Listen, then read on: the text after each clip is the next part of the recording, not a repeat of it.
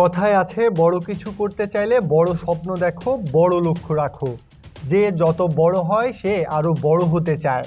তবে কেউ যদি নিজের লক্ষ্যের সীমারেখা টেনে দেয় তবে ভিন্ন কথা। 260 to 280 এর ভেতরে থাকবে। বাংলাদেশ দলের অধিনায়ক নাজমুল শান্ত এই সীমারেখার মধ্যেই দাঁড়িয়ে আছেন, যেন চাইলেও আর এগোনো সম্ভব না। বিশ্ব ক্রিকেট এখন আধুনিক হচ্ছে ক্রিকেটারদের মেন্টালিটি। তবে এই আধুনিকতার উল্টো পথেই যেন হাঁটছে বাংলাদেশ।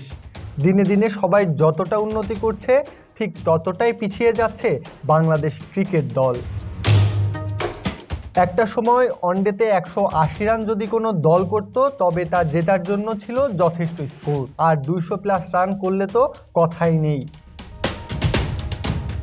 তবে সময় বদলেছে, মডার্ন ডে ক্রিকেটে এখন 350 রানটাও জেতার জন্য যথেষ্ট নয়। তবে কোনো সমীকরণের তোয়াক্কা যেন করে না বাংলাদেশ।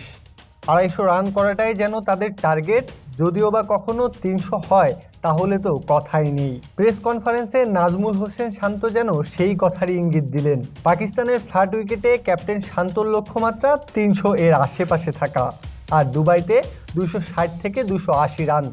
তবে শান্তকে দোষ দিয়ে লাভ নেই, কারণ বাংলাদেশের সামর্থ্যই হয়তো এতটুকুই।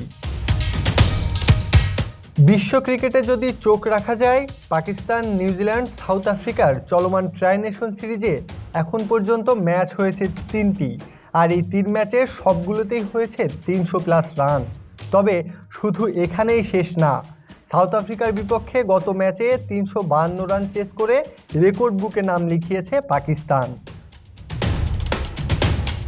ইংল্যান্ড এবং ভারতের 3 ম্যাচ সিরিজের শেষ ম্যাচে ভারত রান করেছিল 357।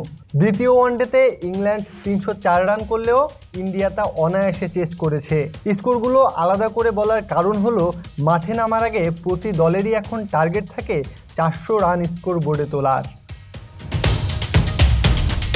চ্যাম্পিয়ন্স ট্রফিতে বাংলাদেশ যে গ্রুপে পড়েছে সেখানে তাদের প্রতিপক্ষ ভারত, পাকিস্তান এবং নিউজিল্যান্ড।